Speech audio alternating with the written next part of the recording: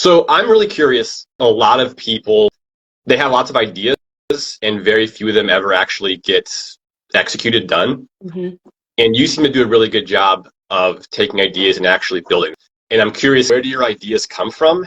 And then how do you decide this is something I want to do versus this is just an idea that I'm just going to kind of, let exist here and not going to really do anything with it?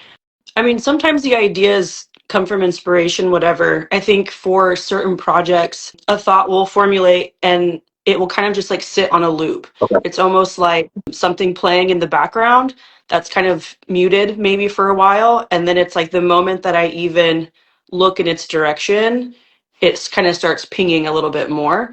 It's not always like that. There have definitely been projects that have been slowly circulating for years in the background that I just know that I'm not ready for. Like, I just know that Interesting. this Okay. needs to incubate a little bit more. I think, though, with the stuff that I have created, I had a sense of urgency with a lot of them. And I don't know where the sense of urgency came from. It could have been anxiety. Like, if I don't do this right now, someone else will do it, or it's just going to be lost to the idea ether that floats around. But some of them I just had to make a move on. And then once I started, in my brain, it was like, I can't stop until it's successful. And success can be whatever to anyone, but in my terms, I needed to watch it grow. Fascinating. Okay.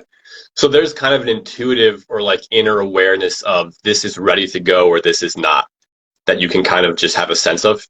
I mean, some of the bigger projects that are still like ruminating back Yep. here, it's not that I'm not ready for them, but maybe it's like financially it's not something I can do. Maybe these other projects that I've already started need to get to a certain point to where I can take a step back before I can refocus my energy. And sometimes it's like I'm just not done with this thing yet, because I definitely don't believe that I'm somebody that will stick with one thing forever. It's fascinating when people say they've been with the same company for 45 years. That's probably not me. I Yeah. will probably die having been a vintage seller and a photographer and a something and something and a something. Right. It's just how I'm wired, but I'm not quite ready yet to switch Right. gears. And so it's like there's something back here and I'm curious about whatever this is, but I'm not quite done with these things yet. When you have an idea of something and you say, all right, I want to start acting on this, do you feel like you have a full vision of where you're trying to go, or do you feel like you just have enough to take the first couple steps and then it kind of develops as you go?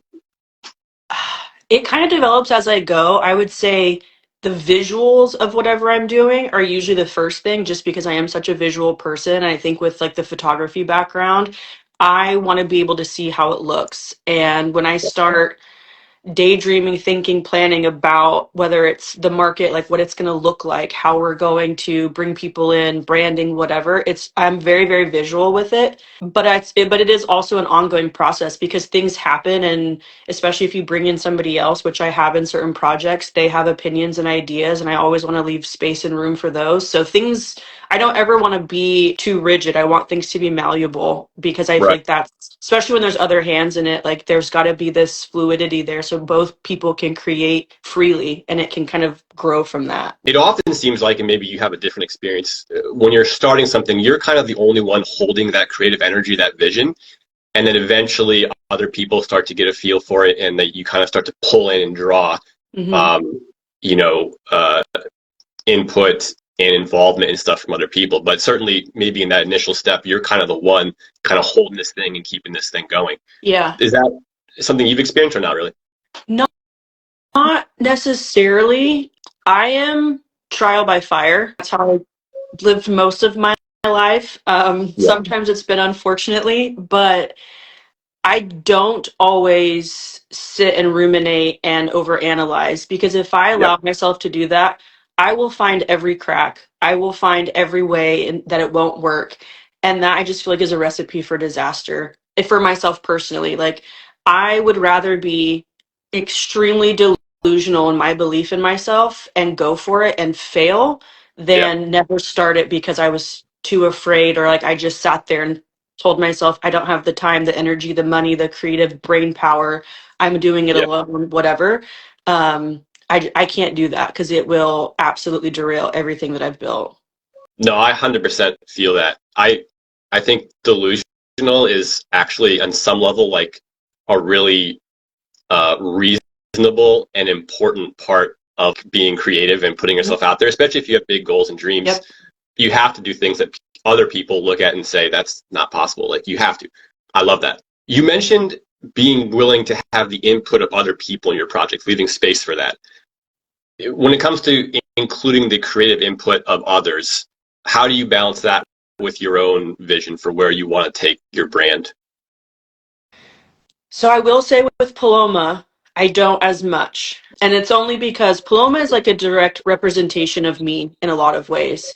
Right. When I started, I did have a partner. Okay. I didn't start Paloma by myself. I had a partner. We were together for about the first 6 to 8 months, I think. And it was really challenging for me because we had such different ideas on what we wanted things to look like. Right.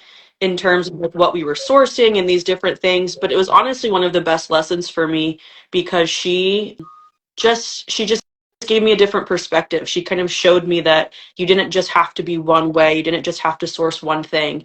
But moving forward, because it was just myself, Paloma was kind of this brain baby where I got to create whatever I wanted, and I didn't put limitations on it. If I wanted to source something or style a shoot in one way, I just did it.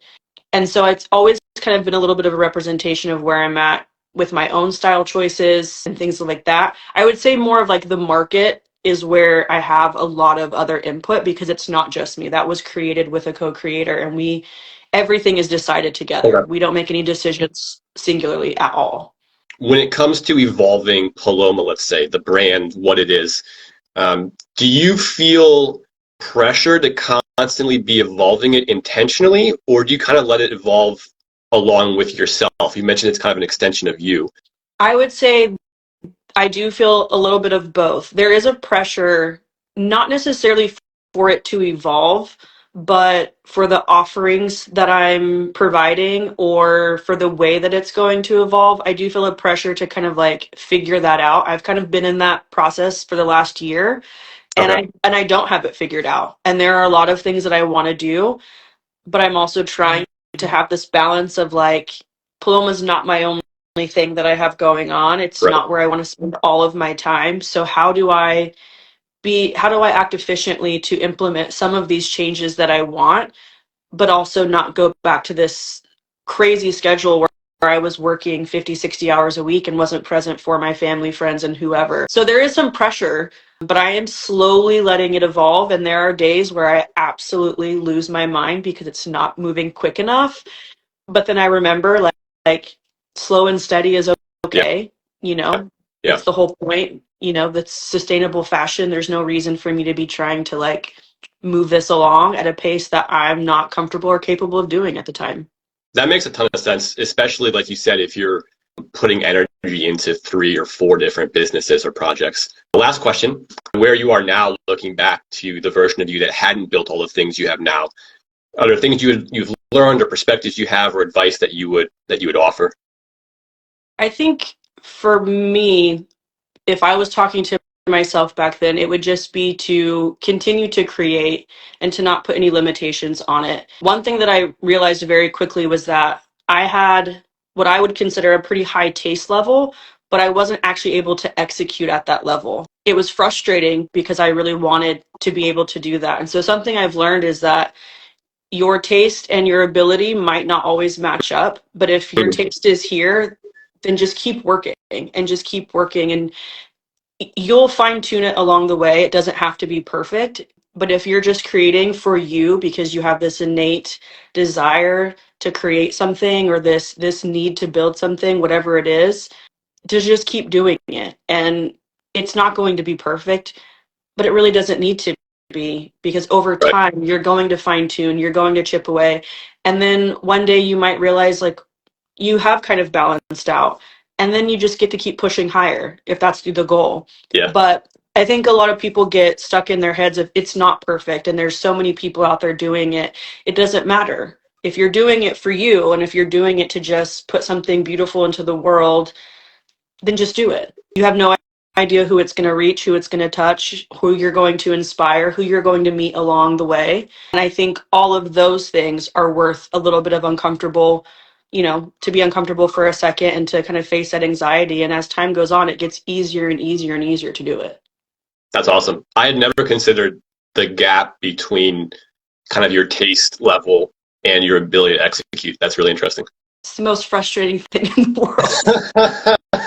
I can imagine, but also I imagine, like you said, really cool as that gap starts to close, and then you just get to push everything Yeah. together. Yeah. Awesome.